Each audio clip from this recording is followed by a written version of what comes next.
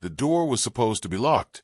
It was a supply closet on the 42nd floor of the Mercer building, and the sign on the door said authorized personnel only, and the latch had been broken for 3 weeks, and maintenance had been notified twice, and neither of those things was Owen Calloway's problem when he opened the door at 6:47 p.m. looking for a replacement bulb for the conference room projector. What he found instead was Adeline Mercer, CEO of Mercer Group, 35 years old, in the middle of changing out of her work blazer. She had one arm out of the sleeve and the other arm halfway through a different shirt, and the expression on her face went from surprise to recognition to something else, something that was not quite anger and not quite embarrassment and not quite anything he had a clean word for. She looked at him. He looked at her. The door was open. He was standing in it. "Mr. Calloway," she said. The tone was precise, controlled, the same tone she used in board meetings. "Ms. Mercer," he said. "The projector. The bulb. It's—" he gestured vaguely toward the conference room. "Broken." She looked at the bulb in his hand, which he had been holding for the entire conversation without realizing it. "Find one," she said. "Yes," he said. "I will. I was looking in here." He looked at her shirt. She looked at his face. The supply closet was not large, and the door was still open, and neither of them moved for a moment that felt like it was both too long and not long enough. Then he closed the door, gently, from the outside. He stood in the hallway with the broken bulb in his hand and the image of his CEO, half-dressed, firmly lodged in a part of his brain that had not been consulted about this. He did not know, at that moment, that this was the beginning of everything. Owen Calloway was 38 years old. He had a 9-year-old daughter named Lily, a bank account that was moving in the wrong direction, and a job as a facilities maintenance engineer at Mercer Group that he had taken 6 months ago because it was the first thing that had offered him a paycheck large enough to cover rent and school fees and the kind of food that his daughter deserved. Before that, he had been a structural engineer, 11 years, licensed, respected in his field. He had worked on the 5th District Pedestrian Bridge, the East Side Development, the Harrington Plaza Tower. His name had been on projects that people walked across, lived in, and worked in every single day. But the firm he worked for, Harrowbell Development, had been dissolved in a fraud case that had nothing to do with him personally. The lead partner, his mentor, had made decisions that were not ethical, and when the investigation came, the entire firm crumbled. Owen had been in the wrong place at the wrong time, his name associated with the firm that had cheated investors out of millions. The industry had a long memory for the names associated with that case, even the innocent ones. He had been offered positions at 3 other firms, all of them conditional on him testifying against his mentor. He refused. He walked away with nothing, not because he was loyal to a man who had done wrong, but because he knew that the truth was more complicated than a single deposition could capture, and he would not be the one to destroy a man's life for the sake of his own career. So he changed light bulbs now. He fixed broken latches. He carried ladders and cleaned filters, and did the work that was necessary and invisible and paid just enough to keep the lights on. He had told Lily that he was taking a break from engineering. He had told her that he was exploring new opportunities. She was 9, and she believed him because she trusted him, and he had not yet figured out how to tell her the truth without making her worry. He had not expected to walk into a supply closet and see the CEO of the company in the middle of changing her shirt. He had not expected her to remember his name. Lily Calloway was the center of Owen's world. She was 9 years old, with her mother's dark eyes and his tendency toward stillness when something mattered. Her mother had left when Lily was 3, not because she didn't love her daughter, but because she didn't love the life they were building together, and she had been honest about it, which Owen appreciated even though it had broken something in him. He had raised Lily alone since then. He had learned to braid hair and pack lunches and read bedtime stories in voices that were not his own. He had learned to listen to her when she talked about the things that mattered, her friends, her teachers, the ducks in the park pond that she visited every week. Lily had a way of reading the air around him. She would look at his face and know whether something was wrong, even when he thought he was hiding it. "Dad," she would say, "you have something to tell me." Not a question, a statement of fact. And he would tell her. Not everything, but enough. Enough that she felt safe. Enough that she felt included. Enough that she did not worry about the things she didn't need to worry about. He had promised her that they would not move again, that they would stay in one place long enough to put down roots. He had not been certain that was true when he made the promise, but he had made it anyway, because that was what fathers did. Now he was working at Mercer Group, changing light bulbs, and his daughter was in school 9 blocks away, and everything was precarious. The thing about working in maintenance was that you became invisible. People walked past you in the hallways and did not see you. They called you when something was broken and did not remember your name. They complained when the repair took too long and did not thank you when it was fixed. Owen had been visible once. He had been a structural engineer, the kind of person people listened to, the kind of person whose opinions mattered. And then, in the space of a single investigation, he had become someone who was not worth noticing.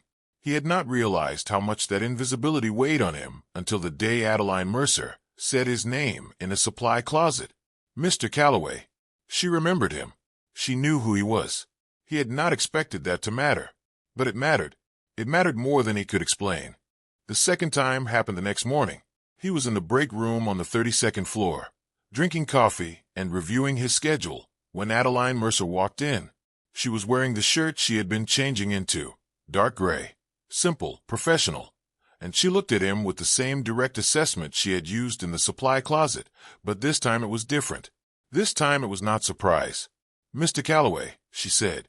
"Ms. Mercer," he said. He was holding his coffee cup and had not expected to see anyone above the 32nd floor in this break room, let alone the CEO. "About yesterday," she said. "I'm sorry about the door. The latch has been broken for 3 weeks. Maintenance has been notified twice. It's on the list." He was telling her things she already knew. He knew, but the words were coming out, and he could not stop them. "I'm not here about the door," she said. He stopped.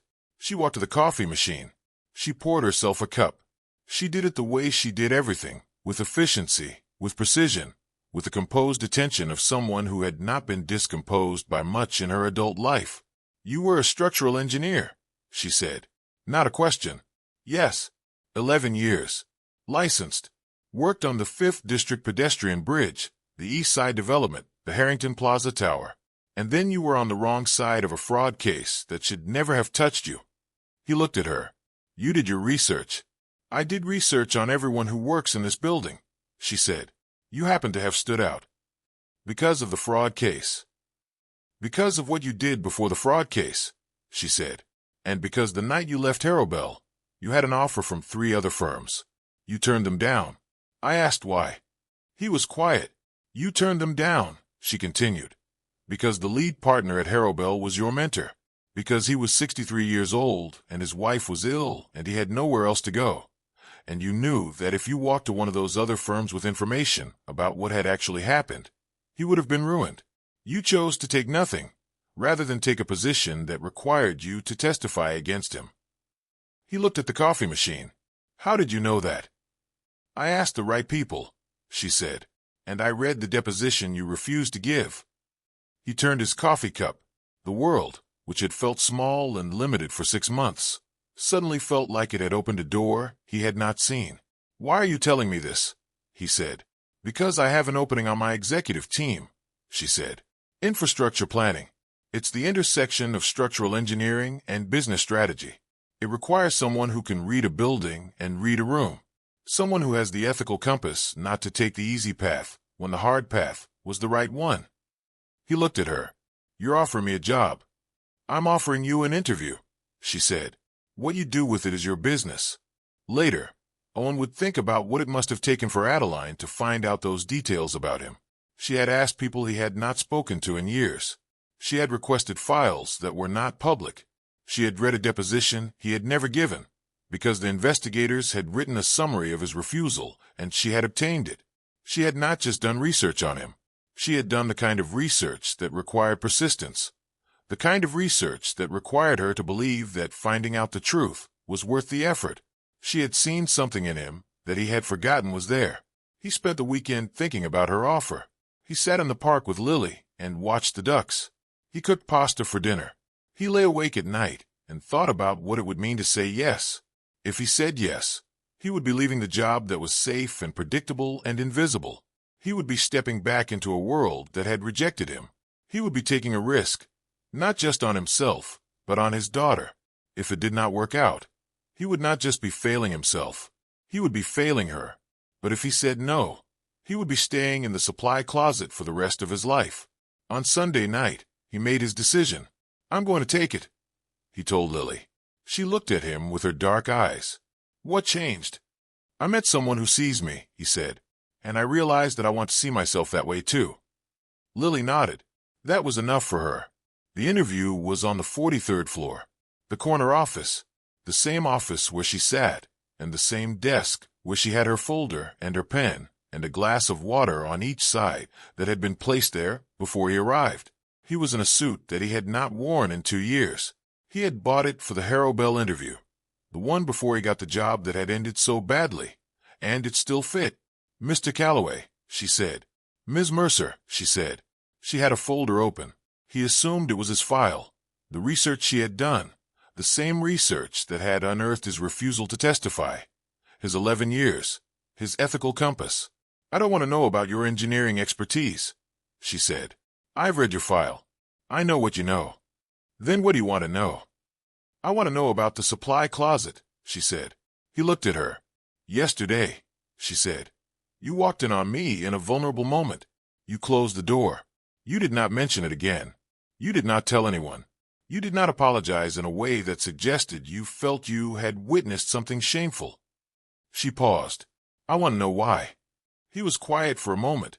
"Because it's a supply closet," he said, "and you were changing your shirt. There's nothing shameful about either of those things." "And if it had been someone else?" "The same," he said. "What you were doing was normal. The problem was the broken latch. And I've been telling maintenance about that latch for 3 weeks. The problem is the latch." She looked at him with the expression she used when something had met her expectations and exceeded them. "The job," she said, "is yours." He did not jump up. He did not cheer. He looked at her and asked, "Why me?" "Truly, there are hundreds of people who could do this job. People who didn't get caught up in a fraud case. People who are less complicated." "Because you're not complicated," she said. "You're simple. You see what's in front of you, and you respond to it. You saw a broken latch, and you reported it. You saw a changing room, and you closed the door. You saw a mentor who needed protection, and you walked away from everything." She paused. "People who are complicated cannot do that. They're too busy calculating the angles. You, Mr. Calloway, just do the right thing. And that is rarer than you know." He told her about Lily, about her mother leaving, about the years of being both mother and father, about the promise he had made that they would not move again. "I can't lose this," he said. "If this doesn't work out, if I fail, I can't go back to where I was. I need to know that you're sure about me." She looked at him. "I am sure," she said. "I have never been more sure of anything." He told Lily at dinner. She had been making a list of things she wanted to tell him, and he let her finish. And then he told her. "Dad," she said, "you're going to be what exactly?" "Infrastructure planning," he said. "It's a senior role on the executive team. I'll be looking at buildings and projects and deciding where we invest our resources." "It sounds like you'll get to think about big things again," she said. "Yes," he said. "Yes, it does." What changed? He thought about this. He thought about supply closets and interview offers, and a CEO who had read his file and known about his refusal to testify. He thought about the feeling of being seen, truly seen, for the first time in 6 months. "I took a chance," he said, "and someone took a chance on me." Lily nodded. That was enough for her. His first day on the executive team was strange and wonderful. People nodded to him in the hallways. They knew his name. They asked his opinion. He was not invisible anymore. Adeline had introduced him to other senior executives as the best investment I've made this year, which was the kind of thing he would never get used to hearing. He sat in meetings where decisions were made, and his voice was heard. He wrote reports that were actually read. He worked on projects that mattered, projects that would shape the city, that would create jobs, that would help people live better lives. The world, which had felt small and limited for 6 months, suddenly felt like it had opened a door he had not seen. The job was everything she had promised and more. He worked on projects that mattered. He wrote reports that were actually read. He sat in meetings with senior executives and did not feel like an imposter. The firm had taken a risk on him, and he proved, day by day, that the risk was justified. His first project was a public transit hub in the eastern part of the city. The previous planner had left abruptly, and the project was behind schedule. Owen stepped in, assessed the situation, and within 3 weeks had found a solution that no one else had seen. A simple structural adjustment that reduced the timeline by 6 months. The board was impressed. Adeline was not surprised. "I told you," she said to the board. "He's the best investment I've made." 6 months into his job, Owen was invited to speak at a conference. It was the same conference he had attended as a structural engineer before everything collapsed. He had walked through those doors as a nobody, as a man who changed light bulbs. Now he was walking through those doors as a senior executive, as a man whose opinion mattered. He spoke about the transit hub project, about the intersection of structural engineering and business strategy, about the importance of seeing what was actually there rather than what you expected to see. He did not mention the supply closet. He did not mention the broken latch, but he thought about it. 6 months into his job, they were at the end of a late meeting. The office was dark. The city outside the floor-to-ceiling windows was lit up across the skyline. "Owen," she said, his name without the Mr. Calloway. "Adeline," he said, her name without the Ms. Mercer. "Do you ever think about the supply closet?" she said. "Less than I used to," he said. "What changed?" He thought about it. "We did. The two of us. The world got bigger somehow." She looked out at skyline. "I've been thinking about it," she said. "About what could have happened. And what actually happened." "What actually happened," he said, "was a broken latch, a supply closet, and a woman who remembered my name." She looked at him. "I remembered your name," she said, "because of your refusal to testify. Because you chose loyalty to your mentor over your own advancement." "I still think about him sometimes," Owen said. "He's in a nursing home now. His wife passed last year. I visit when I can." She was quiet for a moment. "He made a mistake." "He did," Owen said. "But so did I. I forgot for a while that I had choices. I was so focused on getting back to where I was that I didn't see what was in front of me." "What was in front of you?" "This," he said. "All of this." They started working late together. Not because they had to, because they wanted to. There was something about the quiet of the office after everyone else had left. The city lights outside the window. The shared space of two people who understood each other. Adeline had never been good at being vulnerable. She had built her career on being composed, controlled, always one step ahead. But around Owen, she found herself saying things she had never said to anyone. She told him about her grandfather, the one who had left her the company, but had also put conditions on her inheritance that made her life complicated. She told him about the board members who still questioned her decisions, who still looked at her and saw a woman who needed help. Owen listened. He did not offer solutions. He did not try to fix it. He just listened. And that was what she needed. She invited him to dinner. Not a business dinner, a real dinner. "You and Lily," she said. "My place. Saturday." He looked at her. "Are you sure?" "I've never been more sure of anything," she said. Saturday arrived. Owen and Lily went to Adeline's apartment, a spacious place on the 31st floor, modern and clean and surprisingly warm. Lily walked through each room with the systematic attention of a building inspector. She examined the view from the large windows. She opened the wardrobe in the second bedroom, assessed it, and closed it. She looked at the kitchen with the expression of someone taking stock. "Which is my room?" she said. "This one," Adeline said. "If that's all right." Lily went back into it. She stood in the center and turned slowly, looking at the ceiling, the window, the walls. "It's bigger than my room at home," she said. "I know," Adeline said. "I thought that might be all right." Lily looked at her with the direct assessment she brought to all new information. "Do you know how to cook?" "Not particularly," Adeline said. "Your father does, apparently." "He makes good pasta," Lily said. "From scratch, not from a box. He says the box kind is a different thing." "Is he right?" Lily considered. "It's still fine from a box," she said, with scrupulous fairness. "But his is better." Something shifted in Adeline's expression. The composed professional face, briefly interrupted by something warmer and slightly surprised by itself. I'll take your word for it, she said. Over the next few months, their relationship evolved. It was not a thing they discussed at length. It was something that happened gradually, through late meetings and early mornings, and a shared understanding of what it felt like to be seen. Adeline started picking up Lily from school on days when Owen had late meetings. Lily started calling her by her first name, which was something she did only with people she trusted. Owen started leaving things at her apartment: a toothbrush, a book, the kind of small tokens that accumulate when two people are becoming part of each other's lives. One night, after Lily was asleep, Adeline said, "I didn't expect this." "Neither did I," Owen said. "What do we do about it?" He looked at her. "We keep going," he said. "We see where it leads. We don't get ahead of ourselves. We just keep going." She looked at him for a long moment. "I can do that," she said. There was a company dinner at the end of the year. It was a celebration. The firm had had its best year in a decade, and Adeline was the reason why. The dinner was at a large restaurant in the city center.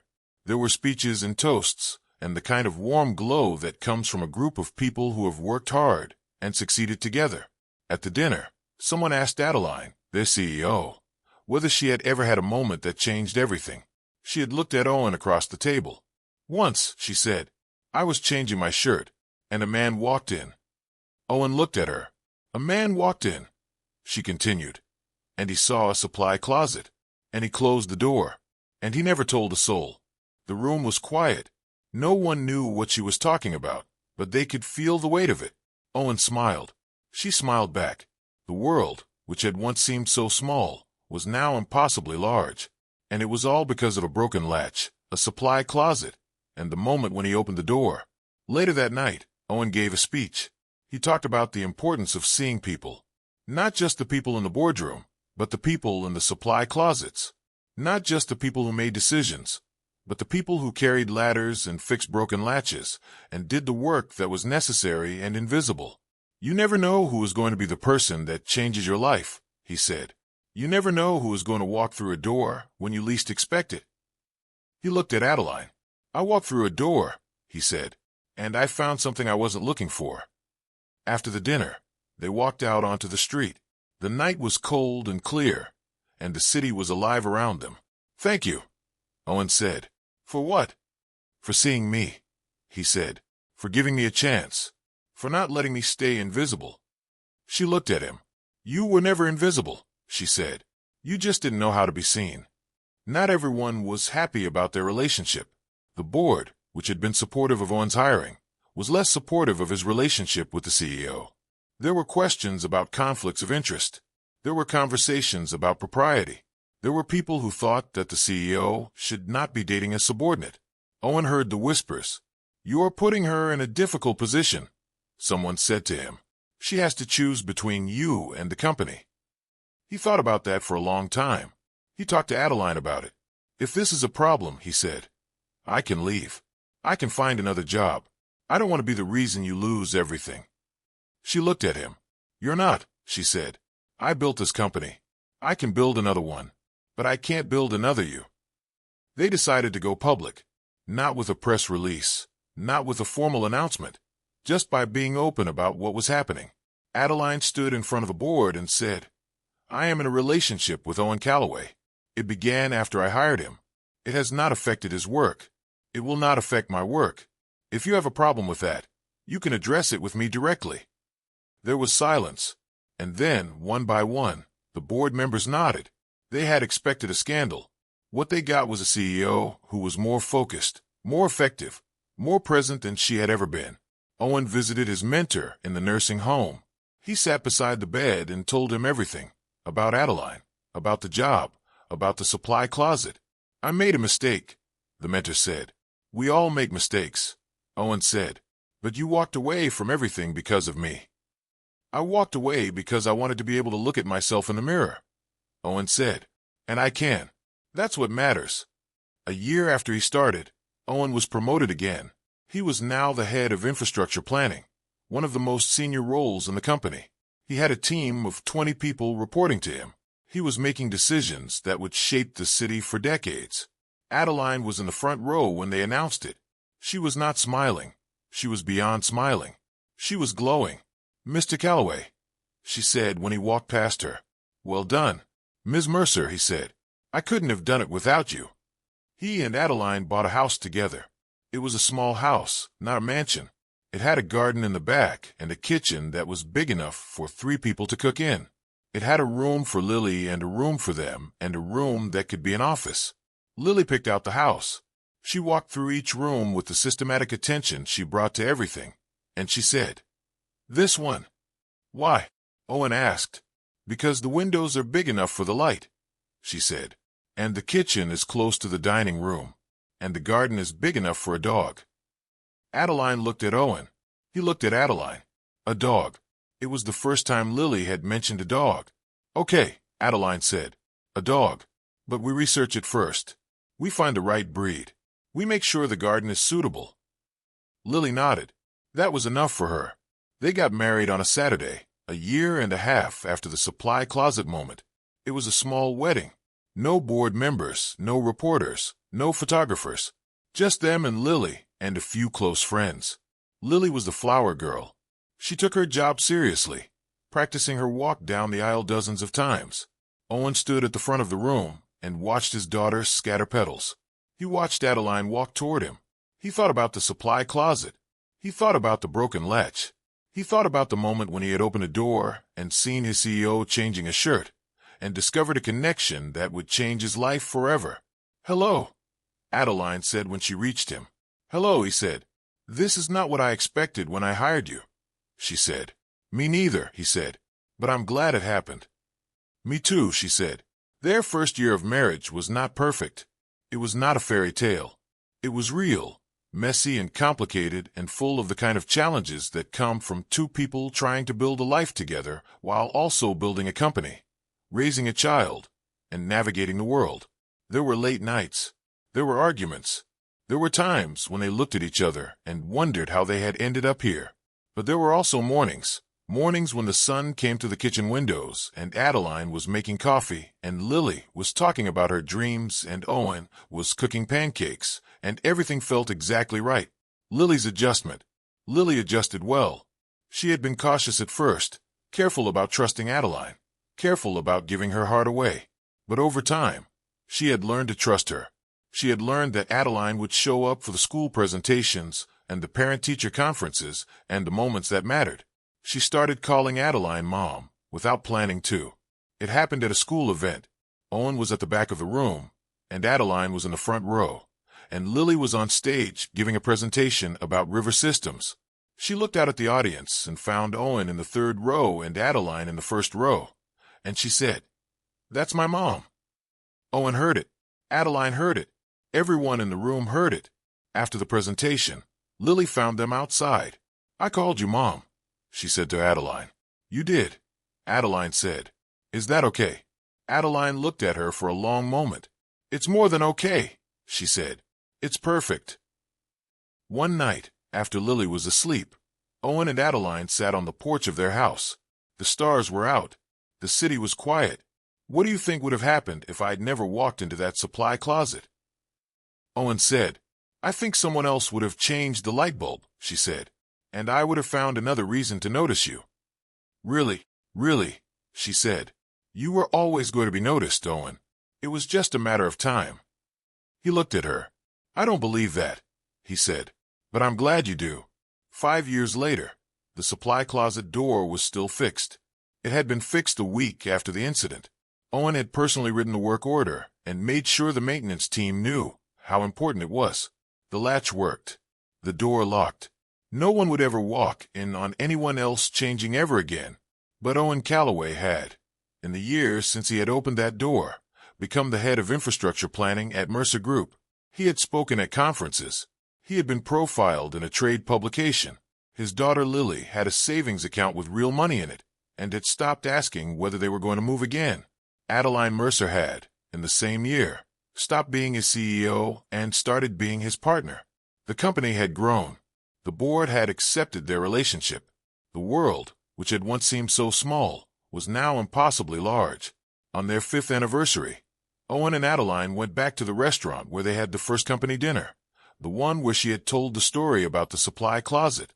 They sat at the same table. They ordered the same wine. They looked at each other across the candlelight. "I can't believe it's been 5 years," Adeline said.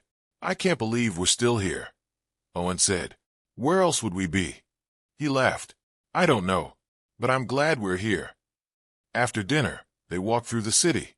The streets were quiet, the stores closed, the sky full of stars. "Owen," she said. "Yes, I love you." He looked at her. "I love you too." It was not the first time they had said those words, but it felt like the first time. Sometimes the best opportunities are found in the most unexpected places. Sometimes, all it takes is someone seeing you when you least expect it. The door was supposed to be locked. It wasn't, and that broken latch changed everything. Some things start in the most unexpected places. A supply closet, a broken latch, a moment of vulnerability that becomes something more. The question is never what happens when you open the door. The question is what you choose to do on the other side.